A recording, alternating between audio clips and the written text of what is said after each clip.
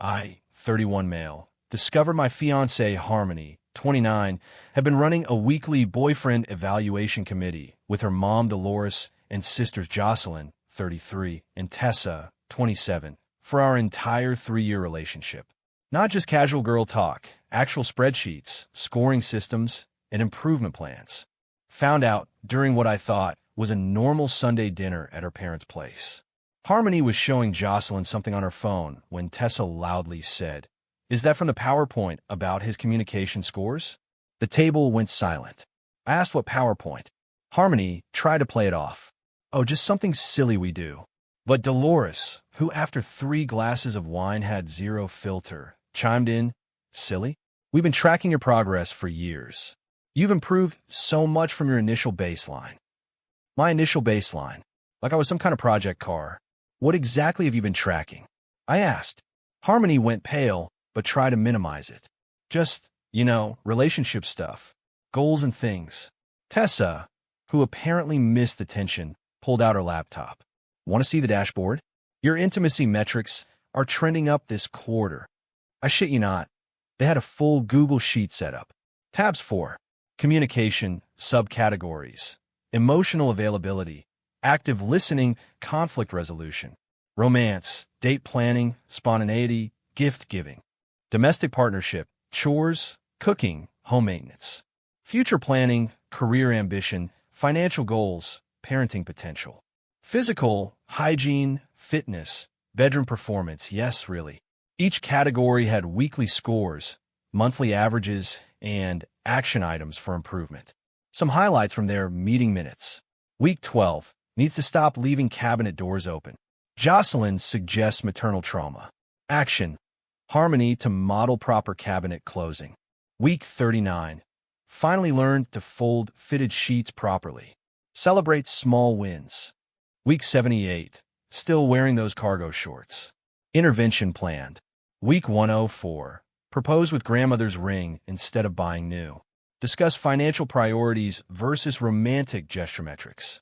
I sat there reading 3 years of my life being dissected like a lab experiment. The worst part?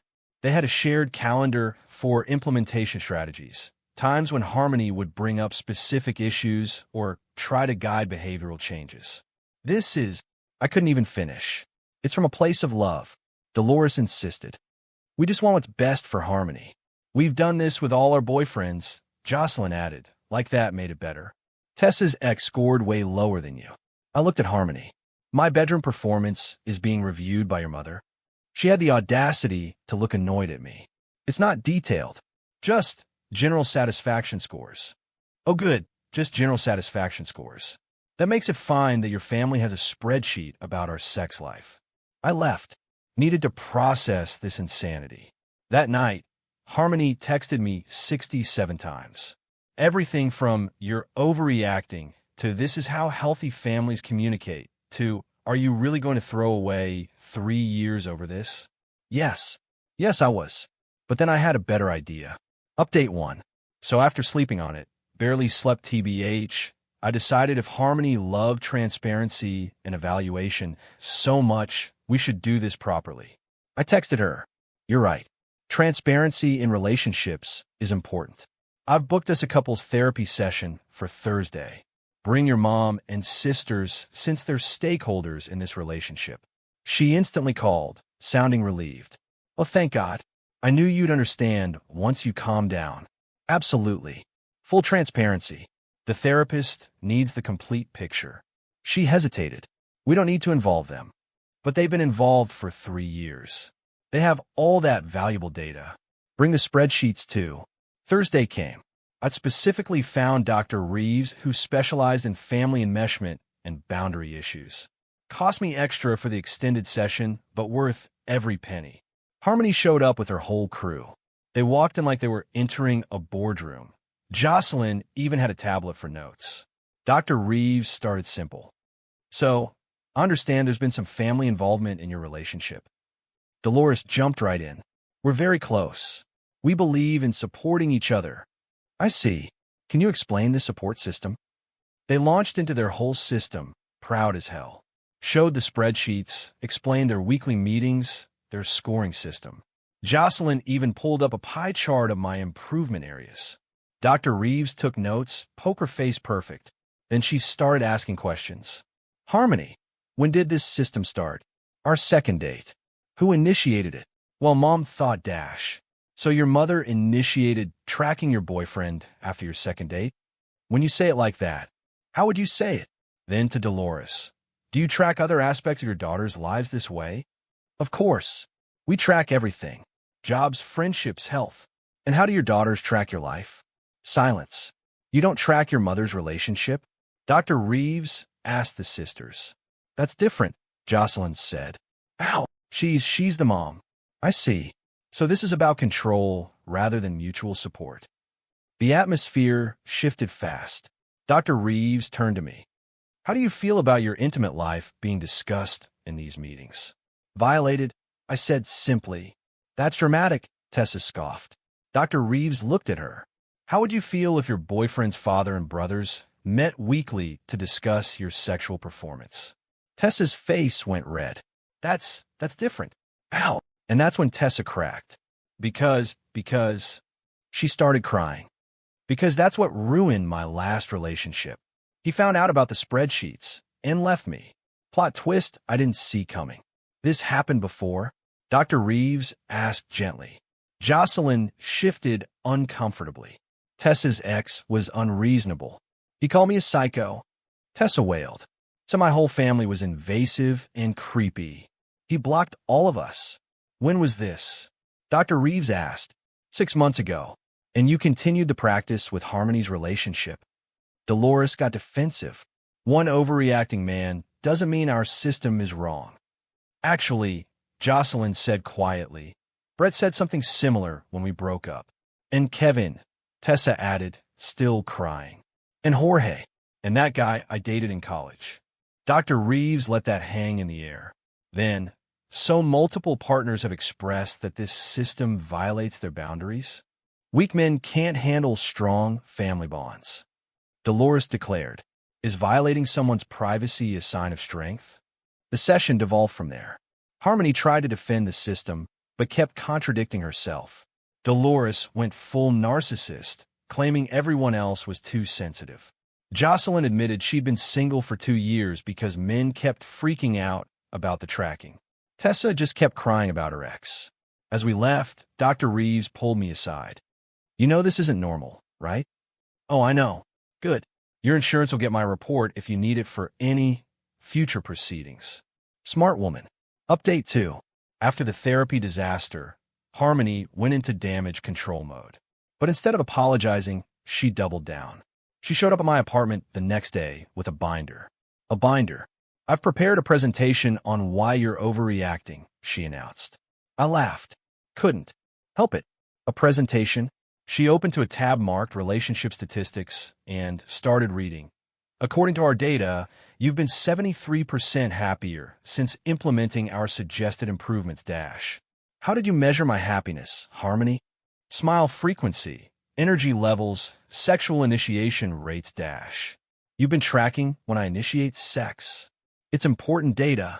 I asked the question I've been dreading. What else have you been tracking that I don't know about? She got defensive. Nothing invasive. Show me your phone. That's private. Oh, now privacy matters? She reluctantly handed it over.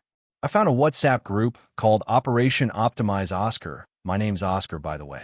The messages were something. Dolores, his mother called. Discussed his childhood. Possible abandonment issues. Could explain cabinet door situation. Jocelyn tracked his Instagram likes. Follows 3 female coworkers. Red flag? Harmony, already addressed. He unfollowed them. Tessa, his friend Marcus is single. Bad influence? Should we find Marcus a girlfriend? Harmony, working on it. Setting him up with cousin Rita. They were trying to control my entire social circle. I kept scrolling. Dolores. His credit score went up 12 points. Our financial guidance is working. You've been checking my credit score? Just quarterly, to track progress. How did you even dash? Then I remembered. She'd helped me sign up for a credit monitoring service last year. Said it was for both of us to track our scores before buying a house together. Get out. Oscar, please dash. Get out. She left the binder behind. I went through it that night.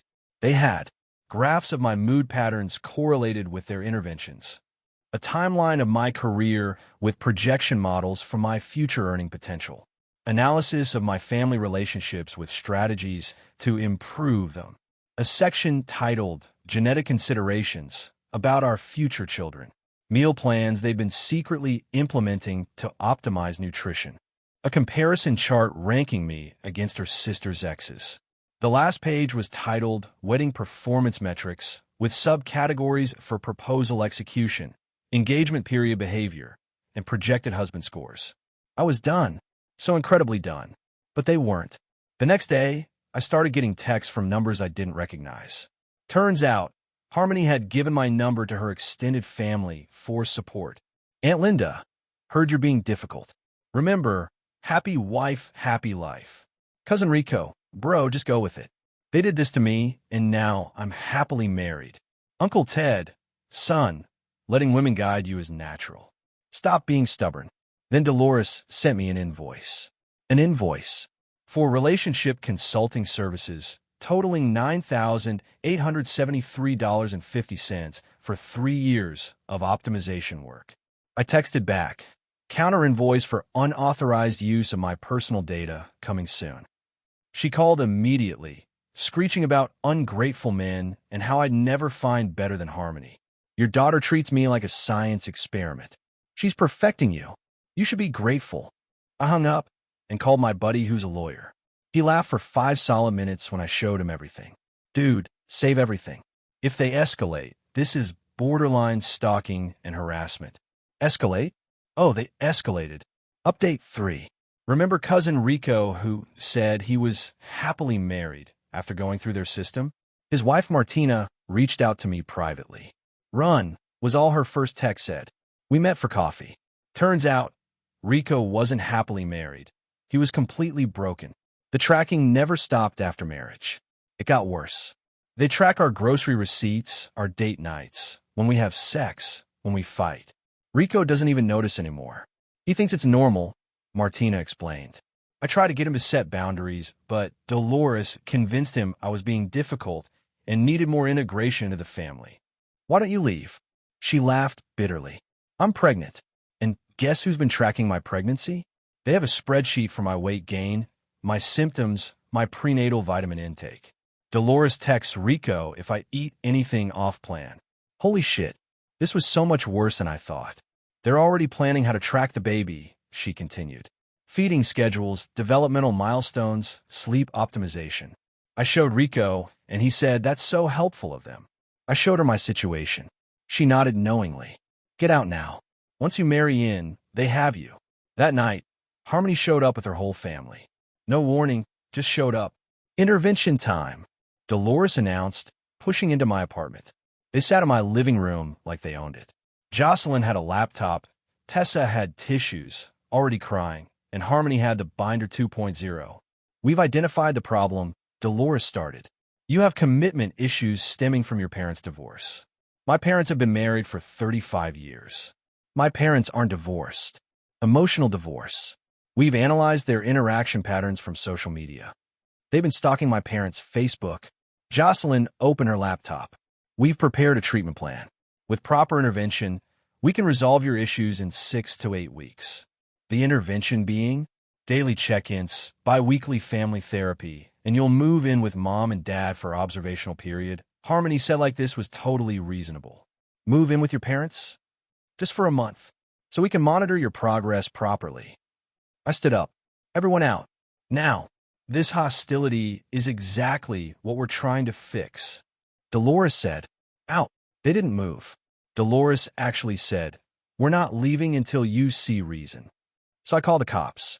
2 officers showed up, and I explained that my ex-fiancée and her family were refusing to leave my apartment. Harmony tried to spin it as a relationship discussion, but when I showed the officers some of the stalking texts and tracking spreadsheets, they quickly sided with me. Ma'am, you need to leave. All of you.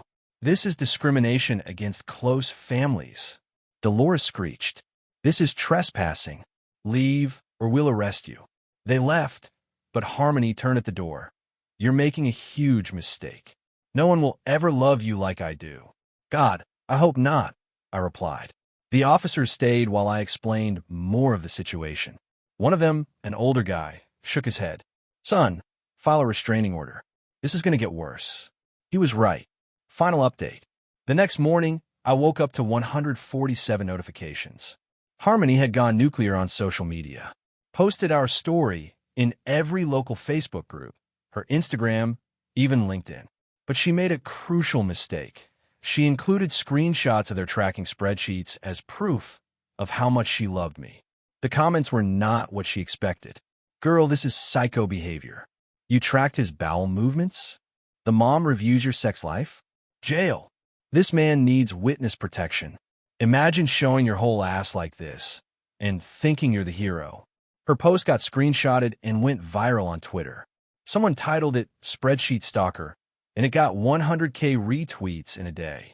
The spreadsheets became a meme. People were making joke templates for tracking their partners with categories like toilet seat position and nostril breathing ratios. But the best part? Harmony's employer saw it. She worked in data analytics. Shocking, right? And they weren't thrilled about her using company software to stalk her boyfriend. She got called into HR.